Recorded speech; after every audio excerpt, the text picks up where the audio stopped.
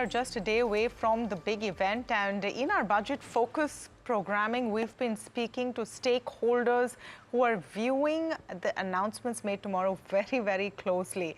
One of them, of course, is Saurabh Gupta, CFO at Dixon Technology. Saurabh, great to have you on the show. And you know, we've spoken briefly earlier about how key it is to continue the policy push on Make in India, the PLI schemes.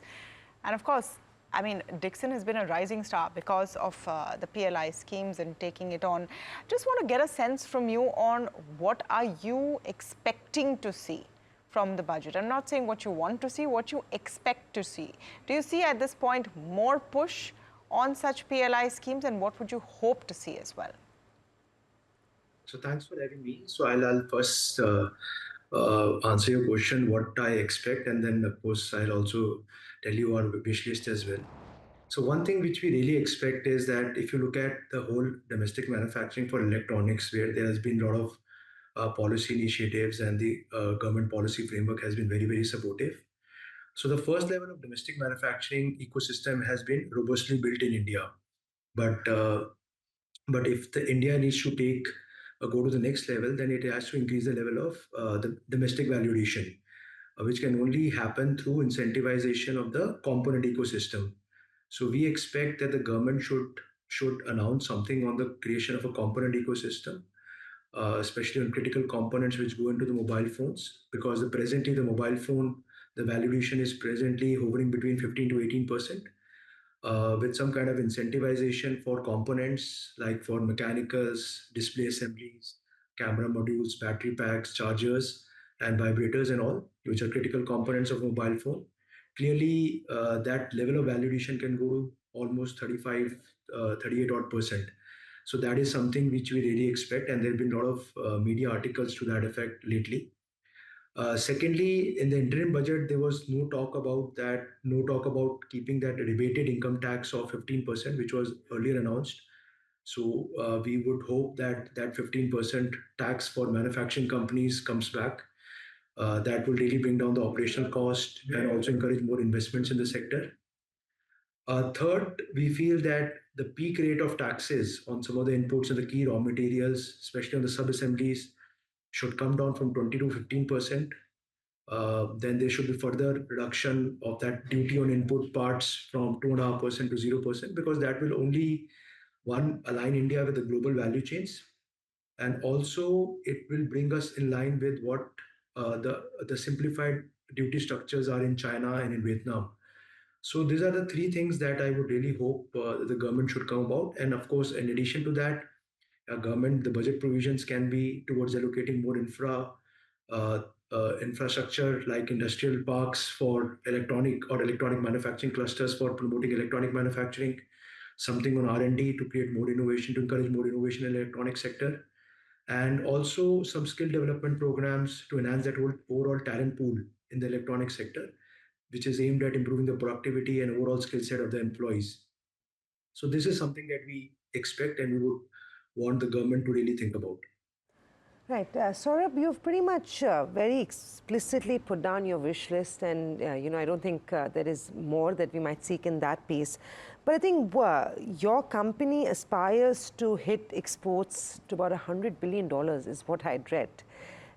What do you think? And export is a very significant part of India's growth story, the China plus one that we've been betting on. Do you expect the government to provide an impetus to boost exports? Do you also think that is the need of the hour as we see it? Yeah, so definitely all the measures to encourage local production, creation of a component ecosystem, and also to encourage exports. So the numbers that you mentioned are slightly wrong. But yeah, clearly last year we had 1,200 crores kind of worth of exports. This year we are looking for that number to grow by 60 to 70% this year. But overall, if you look at electronic exports in India, has grown to almost 23, $24 billion, out of which mobile constitutes almost $15 billion. And this number can really multiply in future years. So of course, the measures of creation of a component ecosystem will bring that competitiveness for the Indian industry to compete globally. So that would really have a positive impact on India exporting for the global markets.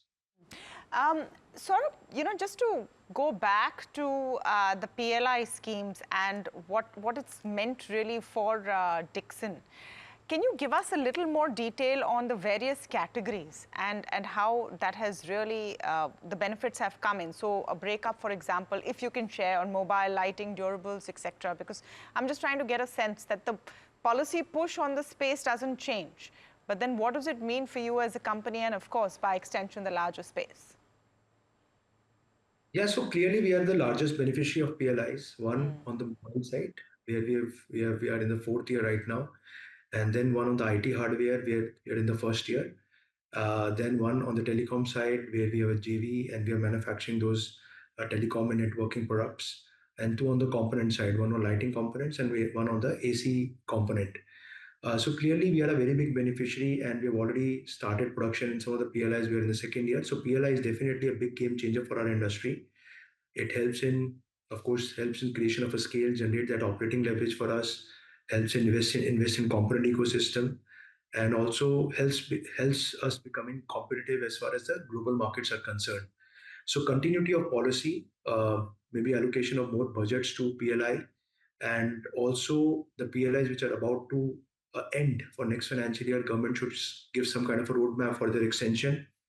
Yeah. Uh, No, but if I was hoping to get a specific quantified number from you, Saurabh, on PLI benefits, for example, in the mobile vertical. Can you give us a sense of what has already come in or how much has come in? yeah, so we have already received our checks till September 2023. The last half of this of H2 of the last financial year, that is still getting appraised by the government and the agencies. So my sense is, in our scheme of things, a large part of those PLI benefits are also shared with the principal customers. I'm not in a position to share any specific number, but definitely it helps us get that extra business. It helps us definitely become more competitive to invest. The whatever PLI money we are receiving, we can use that money to invest in component ecosystem. So it really helps us reduce our costs and make us more competitive, both for the domestic markets as well as for the global markets. Okay. Thank you so much, Saurabh, for speaking with us. And of course, we will be hearing from Dixon after the budget as well. So it'll be interesting to see what really comes out and how that pushes forward for Dixon Technologies and the PLI schemes overall.